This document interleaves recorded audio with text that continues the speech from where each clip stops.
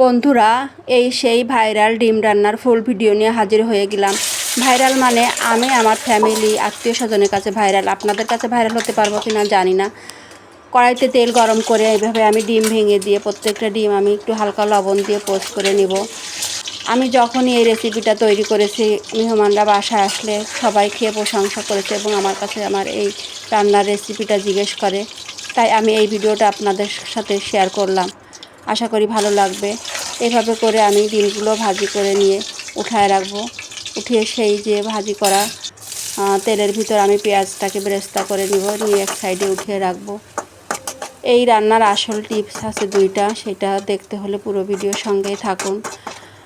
এই তেলের ভিতরে আমি একটু পেঁয়াজ, একটু রসুন এবং একটু কাঁচা ঝাল ও একটু আদা বাটা দিয়ে দিব, লবণ দিব, হলুদ দিব না এবং নারকেল দুধ দিয়ে মশলাটাকে একটু ভালো করে কষিয়ে নিব। যখন তেল উঠে আসবে তখন আমি পুরো নারকেলের দুধটা দিয়ে দেবো এবং নারকেলের দুধ দিয়ে কিন্তু অনবরত নাড়তে হবে, তা না হলে দুধটা ছানা হয়ে যাবে।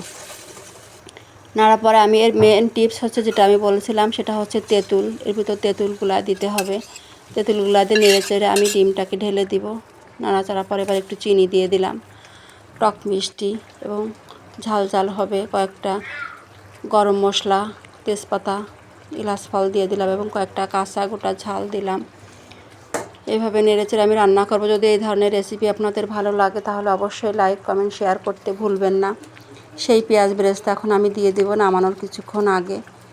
দিয়ে দেওয়ার পরে আমি এখানে একটু গুঁড়ো দুধ দিব। এটা আপনারা দিতেও পারেন, নাও দিতে পারেন। আমি দিই, আমার কাছে ভালো লাগে, তাহলে এর গ্রেভিটা একটু ঘন হয়। তাই 1 চামচ এখানে গুঁড়ো দুধ আমি দিয়ে দিলাম।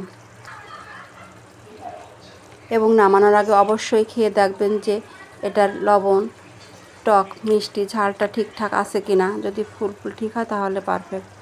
এখন এই যে সেই গুঁড়ো দুধটা দিয়ে দিলাম, দিয়ে একটু নেড়ে চেড়ে আমি আস্তে করে জাল দিয়ে তেলটাকে উঠিয়ে নিব এবং নামানোর আগে 1 চামচ ঘি দিয়ে দেবো। এটা আপনারা চাইলে দিতেও পারেন, নাও পারেন, তবে আমি দিয়ে দিলাম 1 চামচ ঘি। ঘিটাকে দিয়ে একটু জাল দিব হালকা আস্তে, লো হিটে দিয়ে নেড়ে চেড়ে যখন তেল ফুটে আসবে তখন আমি এটাকে নামিয়ে নিব। এটা সাধারণত পোলাও ভাতের সঙ্গে বেশি ভালো লাগে। আপনারা পোলাও করবেন আর এই ধরনের ডিম করবেন, অনেক মজা লাগবে। যদি এই ধরনের ভিডিও আপনাদের ভালো লাগে তাহলে অবশ্যই পাশে থাকবেন। এই যে হয়ে গেল আমার রান্না। এখন আমি একটা সার্ভিং ডিশে তুলে নিয়ে পরিবেশন করছি। সবার সুস্বাস্থ্য মঙ্গল কামনা করছি। ভালো থাকবেন। পরের রেসিপি পেতে পেজটি ফলো করবেন। আল্লাহ হাফেজ।